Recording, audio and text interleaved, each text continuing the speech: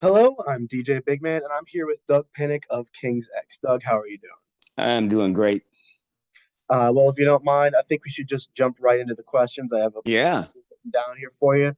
Um, for starters, this new album, Three Sides of One, seems to be the most balanced between all three members in terms of who's singing and bringing what songs to the table. Was that intentional, or did it just kind of end up that way? I think it's both. I mean, everybody writes songs, and when we got together to make this record, everybody brought their songs in, and we just kept playing each other's songs and saying, "Okay, let's do that one. Let's do that one," and it just fell into place. There was nothing we rejected. We just had to stop listening to each other's songs because we had enough. Right. And in that same vein, it's been 14 years since your last album. Were you writing songs in between, or did you just get together to write?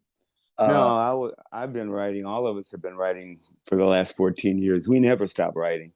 And we have side projects and we do solo records and all kinds of stuff. So we've been pumping music out every year. I had a side project called KXM with George Lynch and Ray Luzier from Corn, and we put three records out, and a band called PGP, which was Eric Gales and Thomas Pridgeon, who played with Mars Volta. We put two records out, and I put two solo records out. And Ty, I think, did a couple solo records and a side project with some friends. And Jerry put a solo record out. We just didn't want to do a record together because we didn't feel inspired. right. And what brought on this new inspiration for this new We album? felt inspired. We got together and I said, "Hey man, I got some new songs. Want to hear them?" And because we just kind of didn't want to make a record for a long time because we just didn't feel it. We just after a while you go, "Well, we don't want to phone a record in, so let's just wait till we're ready." And in the meantime, we just kind of went and did our thing. I popped up and said, "Hey, I got a couple songs. You want to hear them?" And they all said, "Yeah," and they liked them. And then they said, "I got some songs too." And then we all kind of started talking about it. Next thing you know, we're making a record finally. I've always wanted to make a record for the last 14 years, but they didn't. I'm kind of clueless sometimes to how things are. Well, it also seems like Ty's guitar tone sounded a lot like that classic sound from the first four records. Was he using the same equipment, or did you like do digitally alter it to sound that way? You have to ask him about it, but the whole record was analog, except for Pro Tools. There's no tubes anywhere. I mean, there's no digits anywhere but for Pro Tools. Even mastering was done with tape saturation and tube preamps and tube EQing. But when Michael, the producer, he takes like 8 or 9 amps and he stands them all next to each other and puts mics on all the cabinets. And Ty did use his lab series, and he did bring his signature Stratocaster in that he used on the first two records. And I remember, like on Watcher, that's total typical Ty Tabor tone. I didn't think the rest of the record sounded that close to it. I think on the record for me, it seemed like he had a wide variety of tones, but he did make sure he got his signature tone in there, which is what everybody wanted. Yeah, absolutely. So the flood is called part one. Is there any other Mhm. song that you kind of consider part two, or has that There just is a part two. Yeah, when I wrote that song, it was like 10 minutes long, and when I listened to it back, it had so many different. It just had six parts instead of three as it does, and it was so drastic. I thought, man, this is just too much. So I took half of the parts and made a whole nother song out of it, and then I called it part one and part two, just because it was inconvenient. It was convenience. And I'll still keep it. I'll still call it Flood Part Two, even though lyrically it probably won't be about a flood.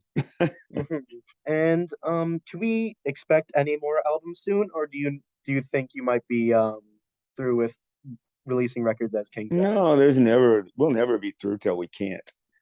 And I mean, we took a long time this time to put this record out, but this was exciting. We had fun, and the response was great. And we still got a whole another album's worth of music coming in. We're still writing, so I think maybe there'll be another one in another 2 or 3, as long as we're alive.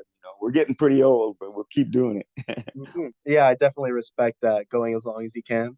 Thanks. And what do you think we can expect from future releases? More of this, more different styles? You never know. King's X is out. Every record's always been different. You never know till it comes out. We never know till it's done and sequenced, and then we listen to it and go, "Okay, now I get it," because there's just no way. We don't think about that stuff much. Right. What do you think is the main takeaway you want fans to have from the album? I just want them to take away what they always take away from King's X, whatever that is. I don't mean to sound evasive or nothing, but I have no expectations. Because through the years and as many songs as we've written and many albums we've put out, people people's reactions have been from every side of the scale to the other. And we know for a fact that you can't second guess. You don't know what people want. You just got to be yourself, because that's what they want. They want you to be you. And I think King's X fans want that even more than ever. They don't want any bullshit. They just be yourself. Give us what you got, who you are at the moment. And for some reason, a lot of people feel that they're feeling the same way we're feeling, whatever that feeling is. That's the great thing about making music. It changes people's lives, even though the song might not mean anything. Or it might mean everything, and nobody could care less. You just never know. You just keep writing songs. Right. So you just put them out and hope people kind of connect with it their own way. Um, we keep putting them out, and curiosity is, what do you think? That's what, for me, it's just curiosity. You don't like this one? You don't like this one? You don't like that one? Why? You don't like this one? Oh, okay, cool.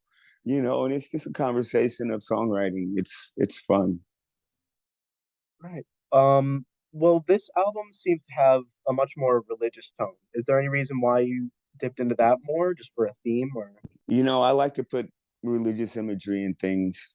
Whatever I say, you just got to take it for face value. You know, uh, on the first song, calling all saviors, I'm shouting out at God, calling all saviors. There's a lot of them.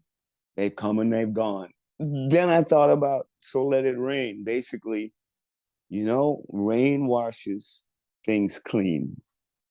And one of the biggest problems I see in the world is we play on each other's fear to get what we want from them. And it seems like everybody's scared. You turn on the news and it's afraid of somebody. They're afraid of someone. Somebody's going to take my guns away. Somebody's going to change my kid to gay. Somebody's going to do this. Everybody's afraid. And so I'm saying, let it rain and wash away the fear. And anything other than that, take it or leave it. Mhm. So I've seen a lot of bands doing this, and I kind of wanted to ask, what made you decide to release some songs on the album early as singles before the release? Oh, that's just business. Everybody does that. It's just business. It's like, keep everybody interested. I mean, do like Beyonce, don't tell anybody anything. And then one day you wake up at midnight, this is a whole album, and 30 million people download it. We ain't that big, and most bands aren't that big. So you kind of let your people know what's happening. This is what's coming. And I remember Meshuggah, I sat and waited patiently for every one of those videos before the record came out. And I just would sit there, the loop, that one groove that they had, it was just a little loop, and I played it over and over again. I can't wait till this record comes out. So I Mhm. guess it has its point. I can only look at music the way I see it. And on the other hand too, when you put singles out before the record comes out, then when I buy the record, it's kind of weird, because I don't want to play those songs I already heard, but then I miss out on the sequencing and the whole message. So I think it has its good points and its bad points, but basically it's all business.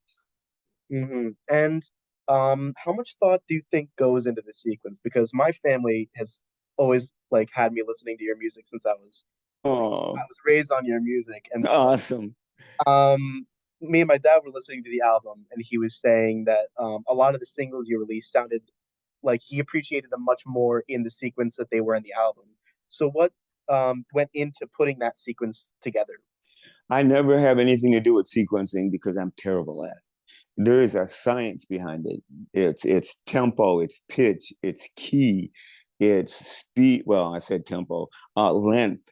Um, just, I mean, you take every emotional side of listening to music and mathematically map a song list up that you think will keep the person's attention. I am no good at that. And Michael Parnan did it. He said he's a master at it. He produced our record, and we said go for it. I know the girl that uh, um, sequences the Grammy records. You know, when they put the bands together, and we had a long talk about it, and she explained that to me how important it is that there is a mathematical thing behind it. And so I just trust them because I don't know. I've played the record and I'm just going, this is all wrong. You know, like everywhere should be like in the middle. And, you know, swipe up should be at the first song to knock everybody out, you know, and all this stuff. And, you know, but that's just because I'm married to those songs and I can't see it for what it is. So yeah, I just let him do it, put it out there, and they'll deal with it. And they'll tell me. And so far, everybody says the sequencing is perfect, and I'm going, well, all right. What can I say? But yeah. Yeah. So the Flood Part One seems to have this like feeling of lost hope. Can you speak to what brings that about specifically? Or Oh yeah, it is. That's what we are. We're lost hope. You know, it's like look around. We're lost, but there's still hope. And it's no beginning without an ending. You gotta end something to start something new. Things keep changing, things keep moving, and it's just a metaphor. All we need is a flood, basically a reset. Mhm. So what's the story behind Take the Time? It kind of feels like a more personal song. Uh, Jerry wrote that song. You would really have to ask him. um it made me cry when I heard it. uh but I really don't know what he's really singing about because his when he writes a song, it's like again, you don't know what he's talking about. He'll have to explain to you. He doesn't like to really explain things to you. So mhm. I guess you could just take it as it is. I think it's a deep song and it's beautiful. Absolutely, I would 100% agree on that. Is festival about a specific event or what is the intention? Yeah, Ty wrote that song too, or Ty wrote that song. And again, I hate to be that guy, but you got to ask him about it. The guy, Jerry and Ty are really real sticklers about not interpreting their music. If I do interviews, I don't talk about their stuff unless musically or something I like about it. I'll explain that. But to speak for them, uh, they really kind of get upset. Right. You don't speak for me. Well, Jerry, you don't you speak for me. I mean, I've been reprimanded. See, there's a couple things in our band that we uh we know we're not to go to. Hmm. And the truth is, who can speak for you but yourself? Absolutely, 100%. So, what were you listening to when you were writing the album? And do you think it had any effect on the final product or? Nah. But I listened to a healthy dose of from Meshuggah to Coldplay, from Aretha Franklin to Dave Brubeck on any given day. I might even put on a Beach Boys record or a Mahalia Jackson gospel record. So um, when I sit down and write a song, it's for me personally, I make up a drum beat and then I sit there and think, what are you feeling here? You know, um, you want to dance, you want to plod down the street, you feeling down, you feeling up, how you feeling? And I'll kind of program the drums to the way I feel at that moment and work a song up out of my head, pick my guitar, pick my bass up and work something up. And after I kind of get the song where I think it's a song and then I kind of put it in a pile of songs with no lyrics and play them. Just ride around town, whatever I'm doing, I'll just stick 5 or 6 new songs in with no words. And sooner or later, some kind of melody comes in my head while I'm out there doing what I do. and then I'll come home and put it down, and that's how I usually do it. Everything has to come spontaneously. I never have been able to sit down and just kind of say I'm going to do this. I'm completely pushed by emotions. If I don't feel it, I ain't gonna do it. And it might be a week I won't write a song, but then I might go on a binge and write 3 songs in a day, or at least music. Hmm. Right. Well, that's about all I had. Is there anything you wanted to say? No, it's awesome that you've been listening to King's Exile your whole life, though. That's pretty cool. 100%. And I wanted to thank you very much for giving me the opportunity to talk to you. Um, You should talk to Ty and Jerry too, because you had some good questions for him. And usually when we do interviews, a lot of people want to talk to me because I'm the singer, and it's always they request dUg. And Ty and Jerry don't do a lot. I wish they would do more, but they always ask for dUg. And so yeah, I ask for Ty and Jerry sometime because they got a lot to say. I would love to pick their brain on some of these songs. Absolutely. Awesome, awesome. All right. Well, thank you so much for joining me, You're Doug. welcome. I've been DJ Bigman here for WSOU 89.5 FM. This is DJ Bigman signing off.